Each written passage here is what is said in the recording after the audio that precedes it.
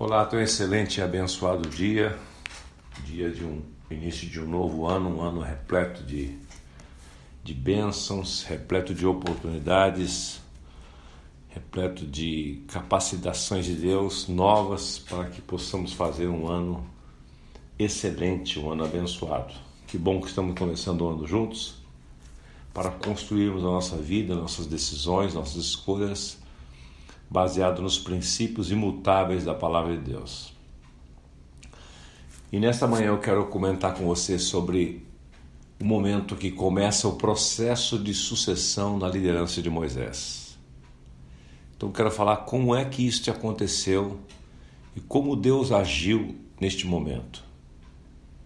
É importante porque em todas as áreas da nossa vida, quer na família, quer no trabalho, quer na igreja, há momentos que nós vamos passar por sucessão, momentos que nós temos que formar líderes, formar discípulos, e é muito importante a gente ter a consciência de como é que Deus trabalha, como é que Deus age. Números 27, de 12 a 23, a palavra de Deus traz para nós aqui esses princípios importantes e poderosos que eu queria destacar para você nessa manhã. Números 27, de 12 a 23. A palavra de Deus declara o seguinte: Então disse o Senhor a Moisés: Suba este monte da serra de Abarim e veja a terra que dei aos israelitas. Depois de vê-la, você também será reunido ao seu povo com o seu irmão Arão. Reunido ao seu povo significa morrer, final da sua trajetória, né? Você vai ser reunido ao seu povo conforme foi já seu irmão Arão. Arão já tinha morrido aqui.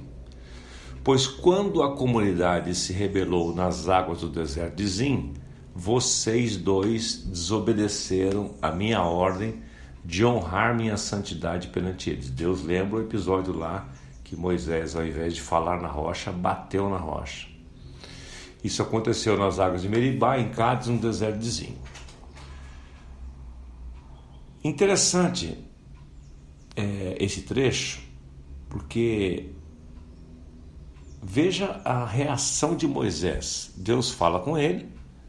Se lembra que Deuteronômio é o livro que Moisés está repetindo. Deus está repetindo alguns princípios, Moisés está registrando todas as repetições para uma nova geração que estava surgindo. Por isso que Deuteronômio é chamado livro da repetição, livro da reafirmação do que Deus havia falado. Você vai que nós vamos chegar em Deuteronômio, você vai ver que Deus vai repetindo muitas coisas, e Moisés, que foi o próprio autor, o próprio escritor, né, que foi fazendo os registros, foi contando a história novamente, relembrando alguns princípios. Então por isso que isso é repetido aqui. Mas o que me chama a atenção é diante do aviso de sua morte, a reação que Moisés teve. Veja aqui no próximo verso, ele diz assim: Disse Moisés ao Senhor, que o Senhor, o Deus que a todos dá a vida, designe um homem como líder desta comunidade para conduzi-los em suas batalhas, para que a comunidade do Senhor não seja como ovelha sem pastor.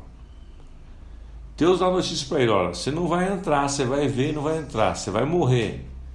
E a atitude de Moisés diante do aviso de sua morte foi não se preocupar consigo mesmo, mas com o seu sucessor e com o futuro do povo que ele estava liderando. É um coração de pastor tremendo que Moisés teve, de amor pela missão que Deus havia dado. Ele podia ficar chocado ali, deprimido com a notícia: puxa vida, está chegando a minha hora, né? Tá terrível, meu Deus, que notícia, porque não estou sendo valorizado. Ele não olhou no passado, ele olhou para o futuro. Então, num processo de sucessão, a primeira coisa que eu quero aprender aqui com Moisés, nós precisamos olhar para o futuro. O passado já foi feito. Porque muitas vezes num processo que você vai ser substituído, vai substituir alguém, numa missão, você precisa olhar para o futuro. Senão você se perde em lembranças, em memoriais, em tradições, em bloqueios, e não anda para frente. Moisés não, olhou para frente. Então agora eu quero destacar para você a outra parte do diálogo. Então o Senhor disse a Moisés: chame Josué, filho de Num, homem em quem está o Espírito Santo, e imponha as mãos sobre ele. Faça-o apresentar-se ao sacerdote Eleazar e a toda a comunidade, e o comissione na presença deles. Dê-lhe parte da sua autoridade, para que toda a comunidade de Israel lhe obedeça. Ele deverá apresentar-se ao sacerdote Eleazar, que lhe dará diretrizes ao consultar o Urim perante o Senhor. Josué e toda a comunidade israelita seguirão suas instruções quando saírem para a batalha.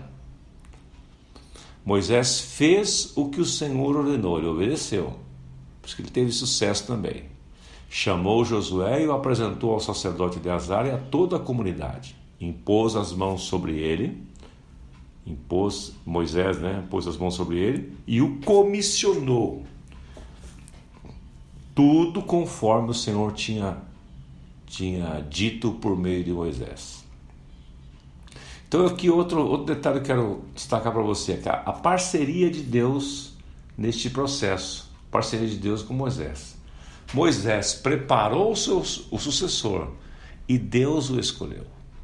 Moisés investiu nele, mas ele investiu em alguém que Deus escolheu, porque Deus já havia destacado, Deus já havia sinalizado para Moisés o tempo todo.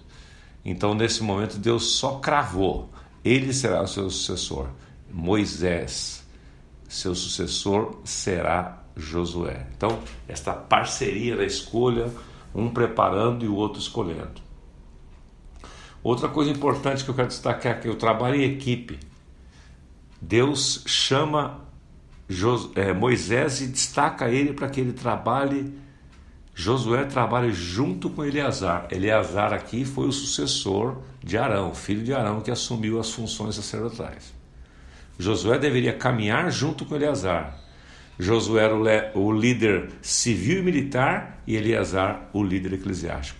Ou seja, assim como Deus fez lá é um princípio, assim como Deus fez lá com Moisés, levantando Arão para estar ao seu lado no trabalho sacerdotal, Deus faz a mesma coisa aqui, porque o nosso Deus é um Deus que trabalha em equipe. Quem são os seus discípulos? Quem são as pessoas que estão investindo na sua vida? Talvez você fale assim: mas eu sou uma dona de casa. Ótimo! Você tem que investir seus dons, seus talentos na sua filha, ensinar ela princípios. Os primeiros discípulos nossos começam dentro de casa. Sua filha, seus filhos, no seu trabalho. Nós precisamos investir nas pessoas. Precisamos orar, pedir para que Deus, se são seus filhos, ok, já são, não tem nem que orar, é investir neles e ponto final. Mas investir, formar pessoas, formar sucessores, treinar pessoas, para que você possa delegar. Mas faça isso sempre diante dessa parceria com Deus. Deixe Deus escolher os seus discípulos. Deixe Deus colocar você no processo de preparação e você prepara e Deus escolhe, e assim fará uma parceria tremenda. Moisés agiu assim e teve sucesso tremendo no seu sucessor, porque sucesso sem sucessor, já dizia alguém, é fracasso. Então todos nós no momento vamos precisar de sucessores, e para formar um sucessor leva tempo. Portanto, pense sobre isso. Talvez essa meditação vai ser usada dentro de algum tempo na sua vida, mas é um princípio poderoso que Deus estabeleceu aqui, quer no seu trabalho, quer na sua casa, quer na sua comunidade.